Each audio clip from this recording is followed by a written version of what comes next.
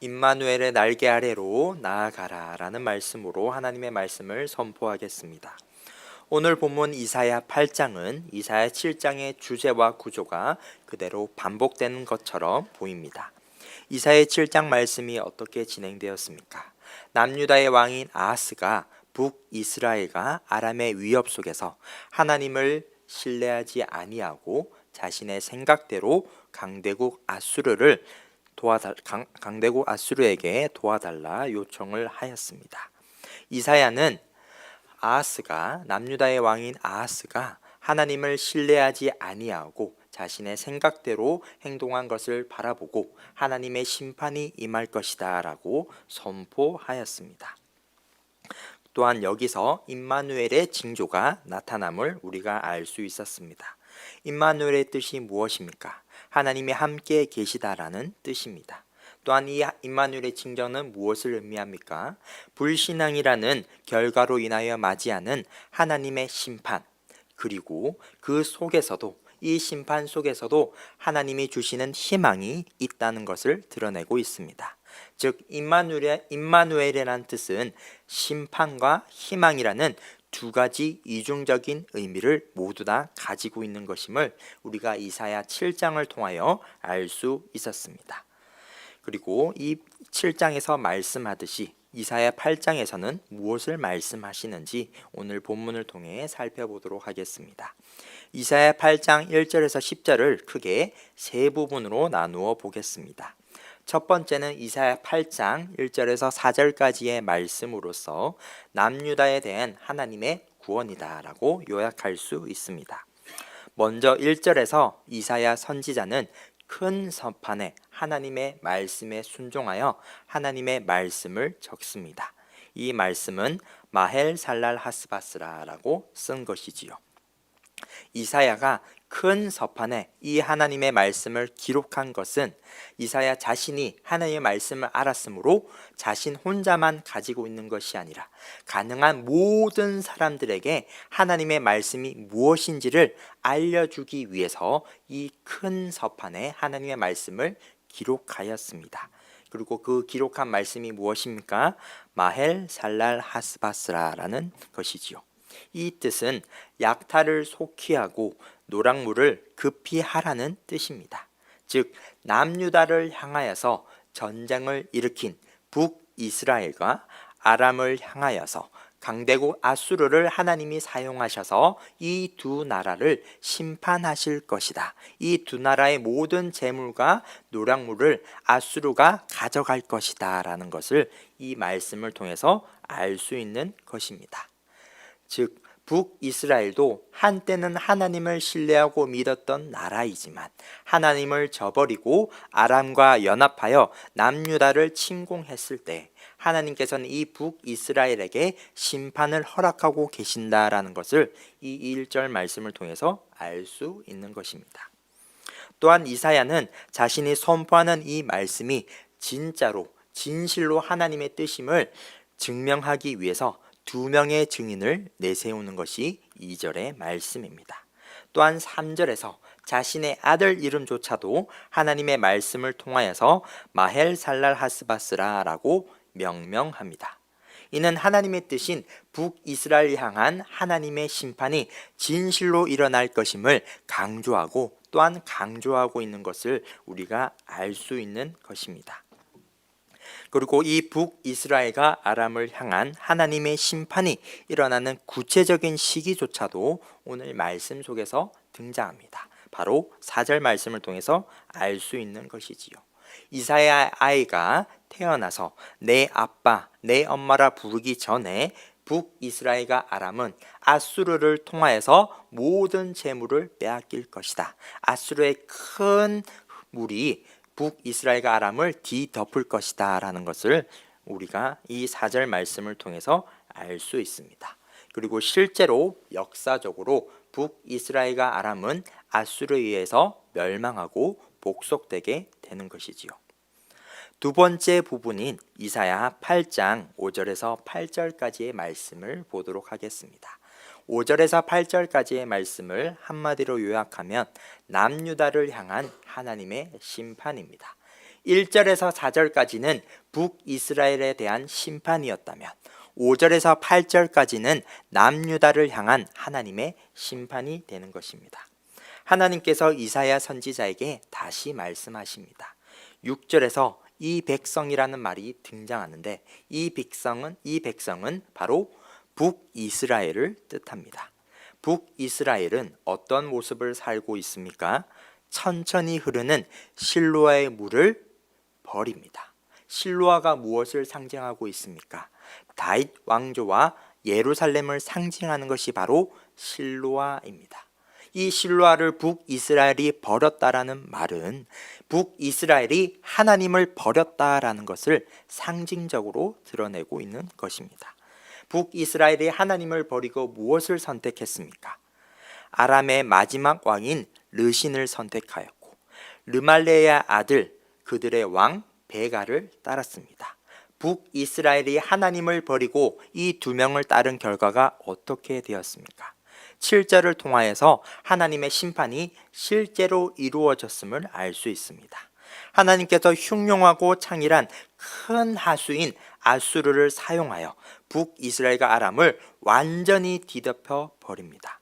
또한 아수르의 힘이 차고 넘쳐서 그 물길이 남유다에까지 흘러넘침을 우리가 이 말씀을 통해서 알 수 있습니다. 물론 남유다는 북이스라엘과 달리 살아남는 그런 일이 벌어집니다. 북이스라엘과 남유다 모두 똑같이 하나님을 배교했습니다. 하나님을 믿지 않았고 자신의 생각대로 행동했습니다. 그 결과 북이스라엘은 하나님의 심판으로 해서 멸망을 당하게 되었습니다. 남유다는 하나님의 심판을 받았지만 멸망하지는 않았지요. 목이 물까지 차오랐다라는 이 말씀을 통해서 알 수 있는 것입니다. 그러나 남유다도 온전히 살아남은 것이 아니지요. 아수르로부터 많은 것들을 빼앗기고 난 다음에 아주 온전치 않은 모습으로 겨우 목숨만을 연명하고 있는 것이 바로 남유다의 상황임을 이 말씀을 통해서 알 수 있습니다.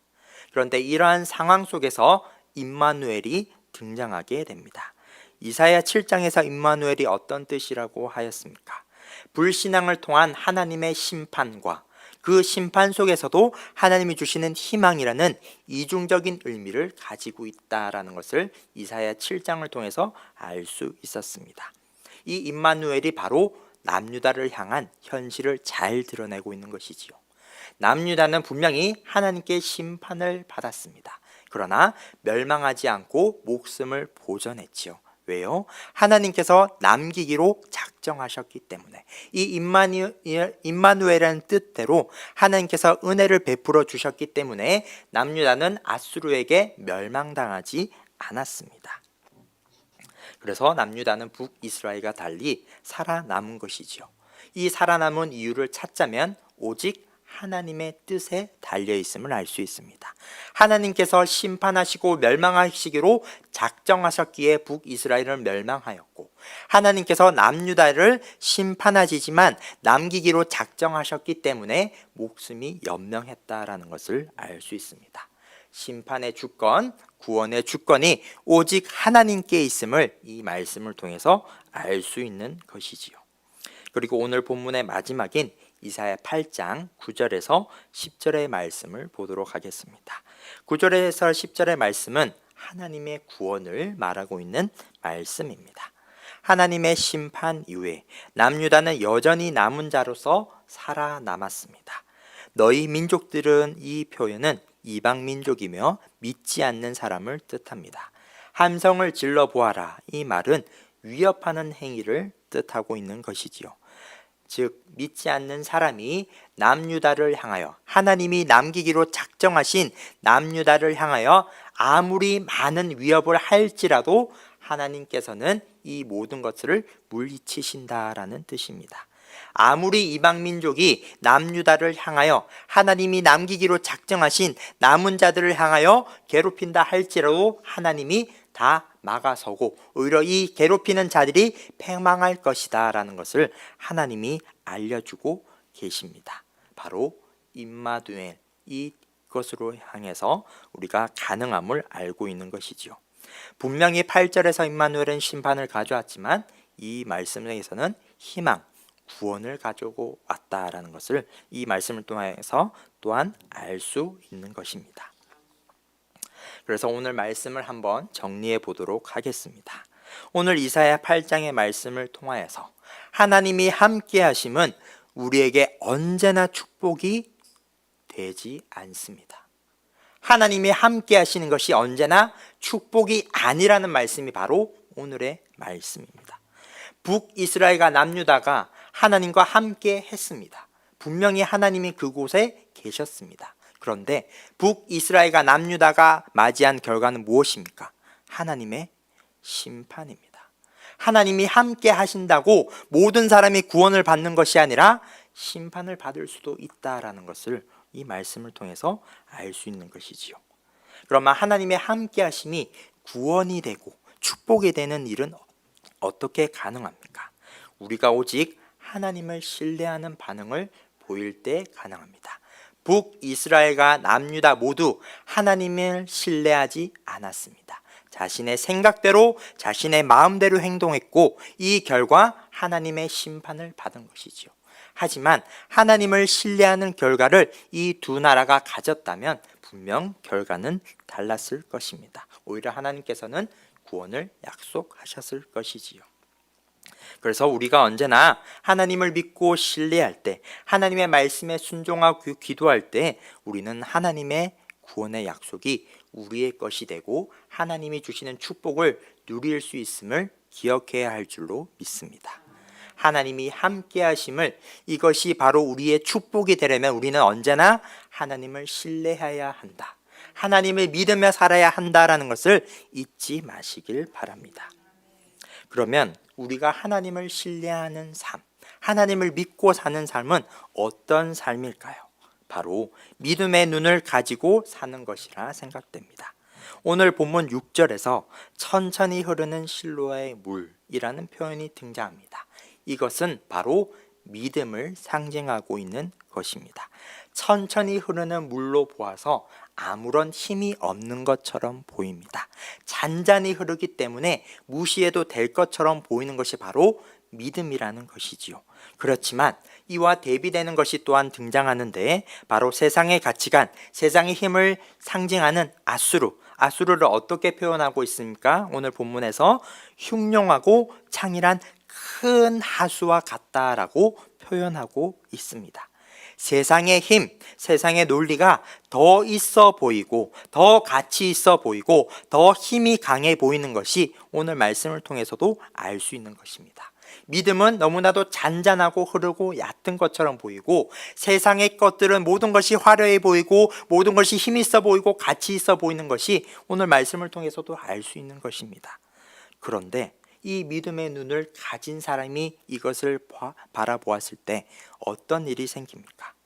큰 강물과 같은 큰 힘을 가진 아수르의 배후에 하나님이 있다는 것을 믿음의 눈을 가진 사람은 볼 수 있습니다. 아수르는 힘이 넘쳤습니다. 큰 하수와 같았습니다. 그래서 북이스라엘과 아람을 멸망시켰지요. 하지만 남유다는 살려주었습니다. 아수르가 남유다를 살려준 이유가 무엇입니까? 그들의 힘이 부족해서입니까? 아닙니다. 하나님이 남기기로 작정하셨기 때문에 남유다는 살아남았습니다. 이것이 무엇을 뜻합니까? 역사의 모든 것을, 세상 만사 모든 것이 하나님의 주권 아래, 하나님의 통치 아래에 있음을 이 말씀을 통해서 알 수 있는 것이지요. 그러므로 우리가 하나님을 신뢰하는 것은 믿음의 눈으로 세상을 바라보는 것입니다. 믿음의 눈으로 우리가 바라보았을 때 세상의 모든 문제들, 모든 것들이 하나님의 통치 아래 있고 주권 아래 있고 하나님의 뜻 아래 있음을 우리가 볼 수 있습니다. 그래서 이 말씀을 통해서 우리가 깨달을 수 있는 것이죠.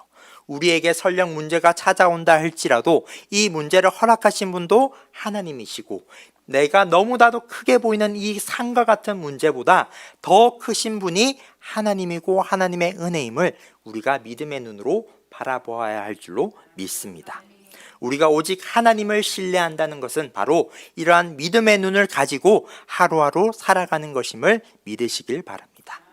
우리가 하나님을 신뢰하는 것, 믿음의 눈으로 하루하루 살아갈 때 우리는 매일매일 하나님 앞에 온전히 엎드리며 하나님이 함께 하시는 임마누엘의 축복을 누릴 줄로 믿습니다. 그래서 오늘 하루도 우리 모든 성도님들이 하나님을 신뢰하며 믿음의 눈을 가지며 오늘 하루 살아갈 때 우리가 하나님이 주시는 놀라운 축복을 누릴 줄로 믿습니다.